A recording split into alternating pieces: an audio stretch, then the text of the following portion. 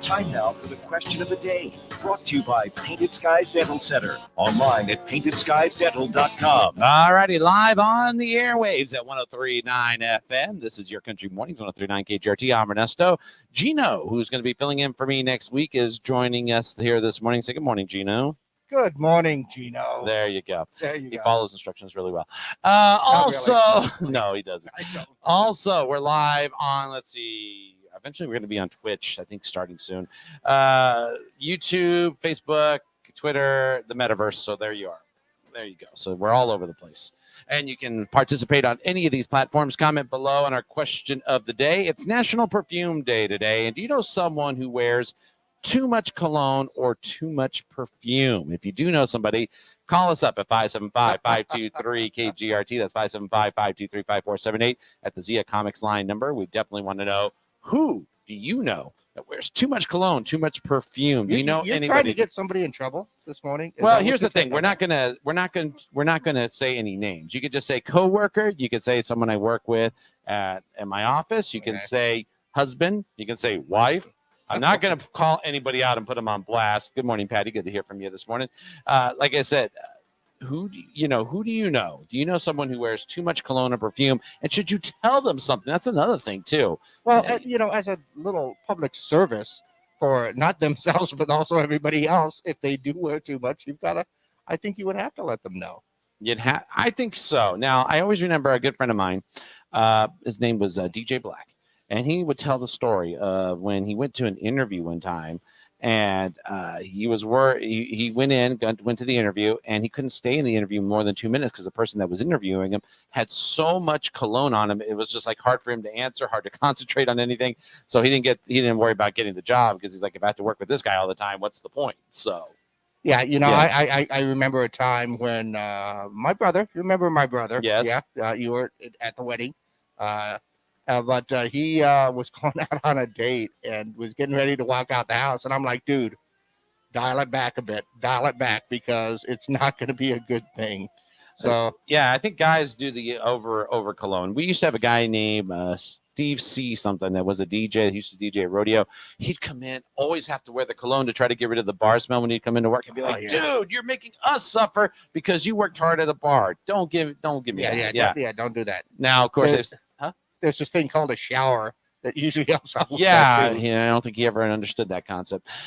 Oh, boy, I tell you what, we got stories galore. So you don't have to call anybody by name, but just say, yeah, I know someone who wears too much cologne perfume. And where is it at? Is it at your work? Is that at home? Is there a member of the household that you don't have to name? That's fine. 575-523-KGRT. Text us or call us at the Zia Comics line number. Comment below on our Facebook fan page this morning. Yeah, those heavy cologne and perfumes, they can really, really add up. All right, Your Country Mornings continues online. For those of you watching on Facebook and Twitter and YouTube, we're going there. Those of you on the air will be back with their birthdays coming up. Hi, Scott. All righty. Yeah. It always happens that way. I'm going to get some text messages here. Let's see what we got here.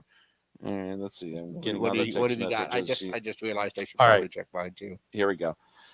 Oh, this has got to be a high school teacher. When my student wears too much Axe or spray in the classroom, it triggers a migraine for me. That will do it. It's always those that overdo it that give Axe a bad name. I'm telling you. I have Axe, and you know what? I didn't know this. Morgan always said, I always appreciate it when you wear the Axe. Yeah. And I said, oh, okay. There you go. Watch that clip right there. We don't get that that background again. Oh, I'm sorry. Yeah. No, what's it called, Gino? The audio clip there. Okay. Yeah, one thing that we want to check out. All right. I think we got somebody on the line. Without identifying yourself, go ahead and let us know. Do you know someone who wears too much perfume or cologne?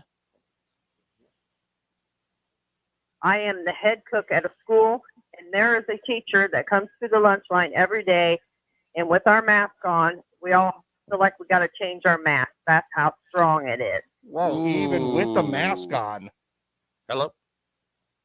Lost him. All right, go ahead. Well, they had to ditch right away. They're working.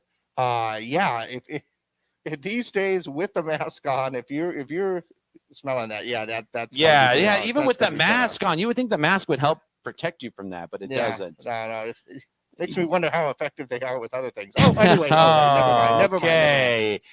Remember, this is Keep It Clean over Oh, here, I'm keeping it Gino. clean. I'm keeping it clean, yeah. All right. Let's go to some of the other trending topics right now. You can comment below on our Facebook. A new survey by One Poll reveals that the average person lasts 90 minutes before finally kicking their snoring partner out of bed. So yeah, apparently the snoring can be obnoxious and getting people like messed up. So Well, yeah, I mean, if some people sleep lightly, any noise, any light, anything like that's going to keep them up. So yeah, I can understand those people. For me, all I had to do was just put my good ear down on the pillow because the other one doesn't work so well, and I don't even notice anything. I don't notice anything. In Touch Weekly says Shailene Woodley and Aaron Rodgers allegedly called off their engagement because she was upset he was putting football before them. Source magazine says while Shailene is supportive of Aaron's career, he put football first and they were barely spending any time together. She felt neglected in the relationship. Neither of them were happy, so Shailene and Aaron couldn't make it work. There were too many obstacles. They're both adults and decided to part amicably. Well, that's nice. They decided to part amicably, but here's a newsflash. That's his job. Okay, it's hard. You know what, though? And I'll say this as a guy who's been divorced, it's hard when you have your job and your career that's been going this long to have somebody like his has been going for this long that's going to understand that. Eventually, she does need to be first. So when was the time? I think she was thinking at the end of the season, he's done. He's going to announce his retirement and over. But I think that competitive side of him is like, no, I want to win another ring. I've only won one. Mm-hmm. I want to leave my legacy down here. So absolutely. So, but yeah, I mean, still, if you're retiring, I can understand that. And there's a certain expectation that is, going to come out through there. But if he's going to keep going, he's got to keep going, 100%. Yeah, still, I mean, you also maybe his next girlfriend he'll find somebody that will like what's it called? Football, yeah. Maybe there you go. So Robert Pattinson, you know this kid, right? From the Twilight movies. He's going to be the new Batman. Yeah, he says he was afraid of being a bad Batman in the movie. He recently went on Jimmy Kimmel and he talked about preparing himself to watch Batman. Robert talks about how he got the leading role in the movie. And yeah, he was afraid he was going to be a bad one. Take a listen to what he said here. If it all fails, you're still being part of something really special. I'm like, well, I don't want to be like the worst one. But that's what I get remembered for. What maniac said that to you? That seems like the worst thing you could say to anybody. A lot of different, especially like the week before the release. Already. Well, I don't think he has to have any worries about being the worst Batman because, there's a couple of people that throw that one up into contention. Oh, I already know who the worst Batman ever was. Okay, go ahead. George Clooney. Oh, yeah. Let's just say that right now. Yeah, it was bad. It was bad. Yeah, Val Kilmer was okay. Michael Keaton to me is still the Batman. He's still the Batman. Yeah, although Christian Bale did a really good job, you can't deny that. Yeah, but on that scale, it's Michael Keaton, Christian Bale, and then all the way at the bottom. See, some people are going to argue with us on that and say, no, they're not buying that. That's just because they like the way George Clooney looks. Okay, that movie is one of the movies I regret paying for. That's how bad it was. That's exactly.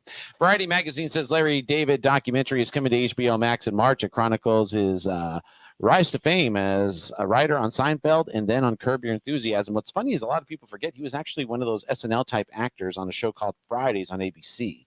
Mm-hmm. And he was doing all this stuff in Hollywood already. And I love watching the early footage of him because it's like he was still funny then like he is now.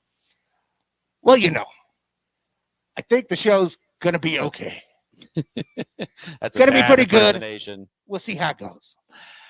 People magazine says Beverly Hills 90210 star Brian Austin Green, the guy who lost Megan Fox, and his girlfriend Sharna Burgess have announced that they are expecting a baby boy around Independence Day. And the answer is, who cares?